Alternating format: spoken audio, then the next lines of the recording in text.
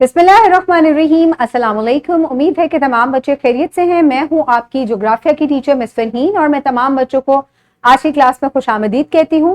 प्यारे बच्चों, जैसा कि आप जानते हैं कि हम आपकी किताब का बाब नंबर 1 शुरू कर चुके हैं और इसका सबक नंबर 1 भी मुकम्मल कर चुके हैं। आज के सबक में आप मैदान और उनकी खसूसियात से आगे जानेंगे कि किस तरीके से मैदान जो हैं वो तश्कील पाते हैं। तो आज के सबक में आप मैदानों का दीगर जमीनी खदोकाल से क्या फर्क है वो जानेंगे और दुनिया के चंद अहम मैदान जो हैं उनके बारे में भी आप जान सकेंगे। तो मैदानी इलाके और दीगर जमीनी अशकाल के माबैन क्या फर्क है कि मैदानों की अकसाम जो है वो मुख्तलिफ होती हैं। बनावट के और तश्कील के लिहाज से दो तरह के मैदान होते हैं, इनहमादी मैदान और तहवीली मैदान। तो सबसे पहले हम इरोजनल प्लेन्स यानी कि इनहमादी मैदान जो है उनके बारे में पढ़ते हैं। आप अगर नाम से ही देखें तो आप ये देख सकते हैं कि ये मैदान टूट फूट की वजह से जो है वो बनते हैं। जब भी कोई नक्श जमीन पर उभरता है, जमीन के बैरूनी कुव्वतें दर्जा हरारत, बारिश, हवा, ग्लेशियर जो है वो तोड़ फोड़ कटाव के अमल से बुलंदी जो है वो कम करना शुरू कर देती हैं। इस तरह से इनहमादी मैदान जो है वो मार्ज़े वजूद में आते हैं। इनहमादी मैदान मुख्तलिफ अकसाम के जमीनी नक्शूश पैदा करते हैं। ये जमीनी नक्शूश अपनी इनफरादियत को कायम रखते हैं क्योंकि तोड़ फोड़ के खुसूसी अवामिल इनकी ये मखसूस शक्ल बनाते हैं। इनकी अशकाल और तोड़ फोड़ के खुसूसी अवामिल बुनियादी इनहमादी मैदान की कुछ अकसाम का हम जायजा लेते हैं। तो प्यारे बच्चों, इरोजनल प्लेन्स जो हैं जब ये तोड़ फोड़ का शिकार की वजह से बनते हैं तो मुख्तलिफ जो है वो मैदान जो है वो वजूद में आते हैं इरोजनल। तो वो कौन कौन से हैं? सबसे पहले हम रेख्ता मैदान यानी कि पेनी प्लेन्स की अगर बात करें तो ये भी इरोजनल प्लेन्स हैं और ये किस तरह से बनते हैं चले आए देखते हैं। जैसा कि हम पहले पढ़ चुके हैं कि कोई भी कुदरती तश्कील तोड़ फोड़ के अमल से महफूज नहीं रहती।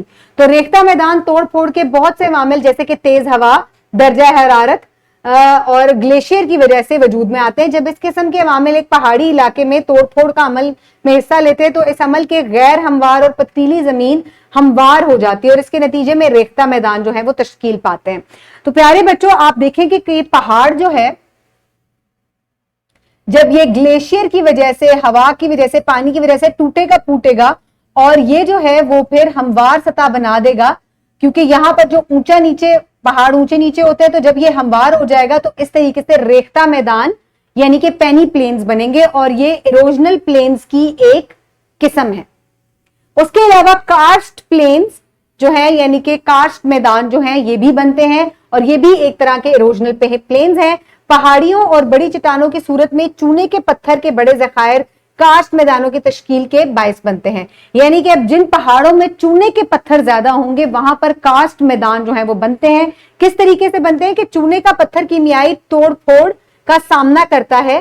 कभी कभार बारिश का पानी अपने साथ मुख्तलिफ तेजाब जैसे कि हाइड्रोक्लोरिक एसिड वगैरह जो है वो लेकर आता है और इसमें जो चूने का पत्थर है वो तहलील हो जाता है, घुल जाता है। तेजाब वाला ये पानी चूने के पत्थरों से तामुल करके इसमें तोड़ फोड़ का अमल करता है और इसके नतीजे में कार्स्ट मैदान जो है वो तश्कील पाते हैं। इन मैदानों में चूने के पत्थर के बड़े जखायर होते हैं।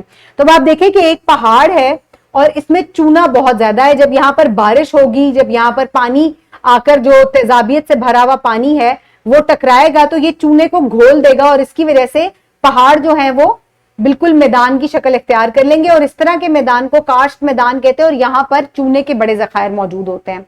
अब हम दूसरी किस्म की बात करते हैं यानी कि दो तरह के मैदान होते हैं।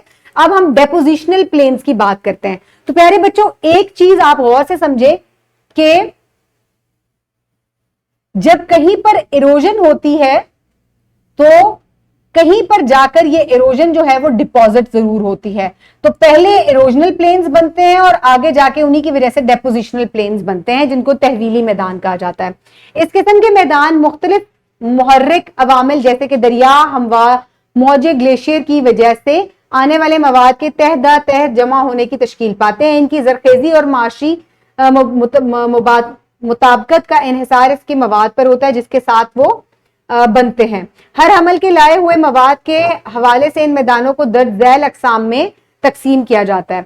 अब जो डेपोजिशनल प्लेन्स हैं वो किस तरह का मवाद वहां पर इकट्ठा हुआ है उसके लिहाज से मुख्तलिफ जो है वो किस्में हैं। सबसे पहले दरियाओं के तहवीली मैदान है, फिर ग्लेशियल है, फिर लावा है, उसके अलावा खलीजी है, हवा है और साहिली मैदान है।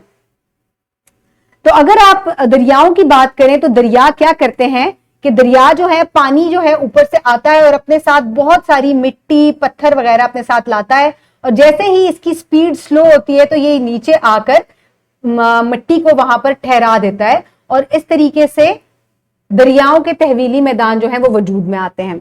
अब ग्लेशियल मैदान किस तरीके से बनते हैं कि जब बर्फ जो है वो, ग्लेशियर जो है वो नीचे की तरफ आते हैं पहाड़ों से, तो ये आकर नीचे इकट्ठे हो जाते हैं और अपने साथ बहुत सारे मिट्टी पत्थर वगैरह जो है अपने साथ ले आते हैं, और जब ये बर्फ पिघलती है नीचे आकर तो ये यहाँ पर बहुत ज्यादा डिपॉजिट्स जो है वो इकट्ठे कर देती है, और इस तरह के मैदान जो बनते हैं उनको ग्लेशियल प्लेन्स कहा जाता है।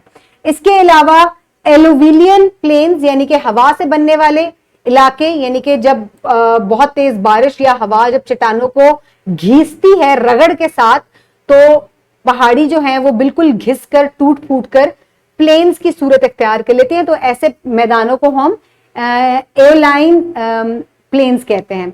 आतिश फशानी वाले मैदान जो है, आतिश फशानी मैदान से मुराद एक ऐसा बड़ा इलाका फैला हुआ तकरीबन हमवार लावा गुजरने का रास्ता जो है की वजह से बने, तो उसको हम जो है वो लावा प्लेन्स कहते हैं, और यहाँ पर बेसाल्ट जो है वो ज्यादातर हमें मिलता है। उसके बाद लुकस्ट्राइन प्लेन्स आते हैं। लुकस्ट्राइन प्लेन्स किस तरीके से बनते हैं, जहां पर कहीं पर तालाब हो या कोई लेक हो और वो खुश्क हो जाए, और उसकी वजह से जो प्लेन्स बनते हैं उनको हम लुकस्ट्राइन प्लेन्स कहते हैं। साहिली मैदान किस तरीके से बनते हैं कि साहिली मैदान जब समंदरों का पानी अपने साथ बहुत सारी रेत और चीजें लाकर साहिल पर इकट्ठा कर देता है, तो उनको हम साहिली मैदान कहते हैं। अब मैदानी इलाकों की अहमियत क्या है कि यहाँ पर काश्तकारी की जाती है, यहाँ पर फसलें जो हैं वो लगाई जाती हैं। ये इलाके बहुत ही ज्यादा जरखेज होते हैं क्योंकि ये आप देख सकते हैं कि ये दरियाओं की वजह से और ग्लेशियर्स की वजह से बनते हैं, और यहाँ पर बहुत ही जरखेज मिट्टी जो है वो आकर ठहर जाती है।